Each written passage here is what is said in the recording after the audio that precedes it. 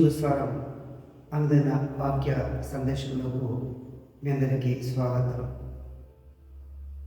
మనమందరము క్రిస్టియన్ కాలంలో ఉన్నాము. ఈనాడు మనము ధ్యానించే బైబిల్ పాఠ్యాంశము యోహాను సువార్త 1వ అధ్యాయము 14 నుండి 18 వరకు. వాక్కు మానవుడై మన మధ్య నివసించెను. ప్రియ మిత్రులారా,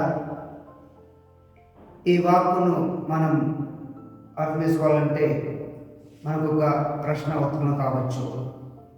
ఈ వాక్కు ఎవరు?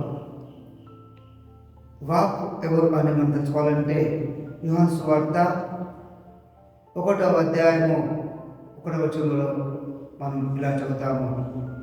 ఆదిలో వాక్కు ఉండెను, ఆ వాక్కు దేవుని యొద్ద ఉండెను, ఆ వాక్కు దేవుడై ఉండెను. దీన్ని బట్టి మనకు ఒకటి స్పష్టమవుతుంది. అది మనగా దేవుడే వాక్కు ఉన్నాడు, ఆ వాక్కు దేవుడే మన మధ్యకు వచ్చాడు, ఆ వాక్కే దేవుడుగా మన మధ్యలో జన్మించాడు అని అర్థమవుతుంది. ఈ వాక్కు ద్వారా అనగా మానవ జన్మించిన క్రీస్తు ద్వారా మనము కృపాసత్యమును పొంది ఉన్నాము అని, అదేవిధముగా పరంపరను పొంది ఉన్నామని మనము తెలుసుకుంటున్నాము వినపడటం ద్వారా. అయితే ఈ యొక్క కృపాసత్యములు, ఈ యొక్క అనుగ్రహ పరంపరలు మనం పొందినామంటే దేవుడు మన మధ్య వసించాడు, మనకు వసించడానికి మనం జన్మించాడు, జన్మించి మనకు ఈ యొక్క కృపా సత్యములు అనుగ్రహం దయచేస్తున్నాడు. దేవుడు లోకమును ఎంతో ప్రేమించి తనింపు ప్రసాదించాడు. ఆయన లోకాన్ని రక్ష పంపించాడు కానీ శిక్షణ కాదు అని యోహాను సువార్త 3వ అధ్యాయం 10 మనము చదువుతున్నాము.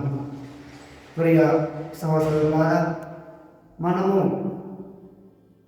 ఈ యొక్క వాక్యం ద్వారా ఒక విషయం చేసుకోవాలి. అది మనగా దేవుడు మనల్ని రక్షించే దేవుడు. అందుకని ఆయన మన మధ్యన మనకు అవతరించాడు. ఆయన మన మధ్యన అవతరించి రక్షించుటకు, కృపాసత్యం దయచేటకు, అనుగ్రహం దయచేటకు వచ్చి ఉన్నాడు.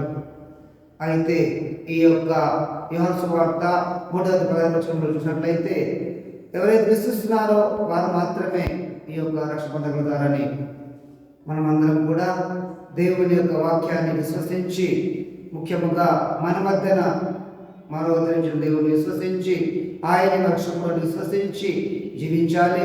తప్పకుండా మన రక్షణ పొందుతాము, నిజం పొందుతాము. కాబట్టి ఈ యొక్క అనుగ్రహం ప్రార్థన చేద్దాం.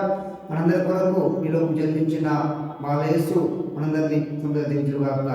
పిత పుత్ర పవిత్రాత్మ నామమున.